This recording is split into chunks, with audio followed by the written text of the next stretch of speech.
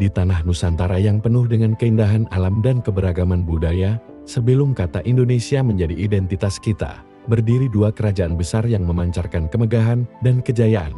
Kerajaan Majapahit di timur dan Kerajaan Sunda di barat. Dua kerajaan, dua kekuatan, dua kehormatan. Keduanya berdiri tegang, dipenuhi oleh kebanggaan dan semangat mempertahankan harga diri. Namun dalam setiap cerita kejayaan, selalu ada kisah pilu yang tersembunyi.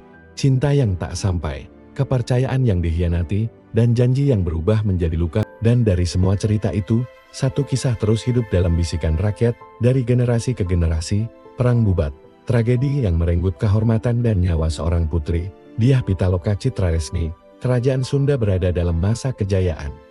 Rakyat hidup tenteram di bawah pemerintahan Prabu Maharaja Linggabuana. Putrinya, Dyah Pitaloka, adalah bunga istana yang namanya harum hingga ke negeri-negeri jauh. Parasnya cantik, hatinya lembut, tutur katanya sopan, dan pikirannya bijaksana, tak hanya bangsawan. Rakyat biasa pun mengagumi sang putri. Sementara itu, di timur, Hayam Wuruk baru saja naik tahta sebagai Raja Majapahit.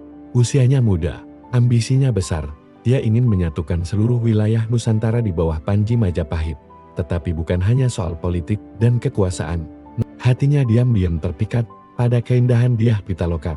Kecantikan sang putri tersiar hingga ke telinganya, dan ia memutuskan wanita itu harus menjadi permaisurinya. Namun keputusan itu bukan semata karena cinta. Dalam benak Hayam Wuruk, pernikahan ini akan menjadi simbol persatuan, aliansi yang kuat antara Majapahit dan Sunda.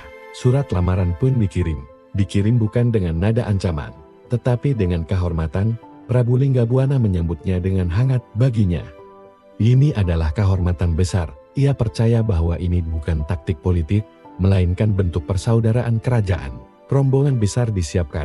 Raja sendiri ikut mengantarkan putrinya. Ia tak ingin melewatkan momen penting dalam sejarah kerajaannya. Dari Pakuan Pajajaran, rombongan kerajaan berangkat dengan penuh semangat. Dyah Pitaloka mengenakan kebaya terbaiknya, disulam benang emas dan motif bunga teratai. Sepanjang perjalanan, rakyat Sunda bersorak menyambut rombongan. Mereka merasa bangga, seorang putri akan menjadi permaisuri kerajaan terbesar di timur.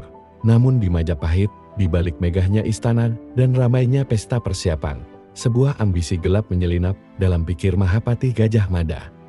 Sumpah Palapa, janji yang ia ucapkan untuk menyatukan seluruh Nusantara, belum sepenuhnya terlaksana. Dan bagi Gajah Mada, penggabungan Sunda ke Majapahit bukan sekadar pernikahan, itu harus berupa penaklukan Sunda. Menurutnya, harus tunduk di bawah Majapahit.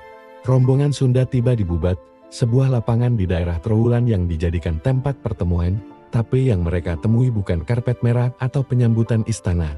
Tidak ada Hayam Wuruk, tidak ada pesta. Hanya pasukan Majapahit dalam formasi siaga. Raja Sunda merasa ada yang tidak beres. Ia menunggu berhari-hari. Namun yang datang adalah utusan Gajah Mada. Membawa pesan yang mengejutkan, bahwa pernikahan ini hanya akan berlangsung jika kerajaan Sunda menyerahkan diri sebagai bagian dari Majapahit, bukan sebagai sekutu, tapi sebagai wilayah taklukan. Prabu Linggabuana tersentak. Baginya, kehormatan adalah segalanya. Putrinya bukan hadiah perang. Ia menolak mentah-mentah. Dyah Pitaloka berdiri di samping ayahnya. Di matanya terpancar kebingungan dan kekecewaan. Harapan akan cinta dan persatuan berubah menjadi rasa dikhianati. Gajah Mada bersikeras, ia menganggap ini bagian dari misinya. Maka tanpa perintah langsung dari Hayam Wuruk, ia menyerang. Pertempuran tak seimbang pun terjadi. Pasukan Sunda, meski gagah berani, kalah jumlah dan senjata. Mereka bertarung demi kehormatan, demi putri mereka, demi harga diri bangsanya. Prabu Linggabuana tewas dalam pertempuran. Para menteri dan pengawal kerajaan gugur satu persatu. Bubat menjadi lautan darah. Teriakan, dentingan senjata, dan jeritan pilu terdengar hingga langit menghitam. Dyah Pitaloka menyaksikan semuanya. Ayahnya, pengawal setianya, seluruh rombongannya hilang dalam satu siasat kejam. Hayam Wuruk datang terlambat. Ia terpukul. Ia tak pernah memerintahkan ini, tapi luka sudah terjadi.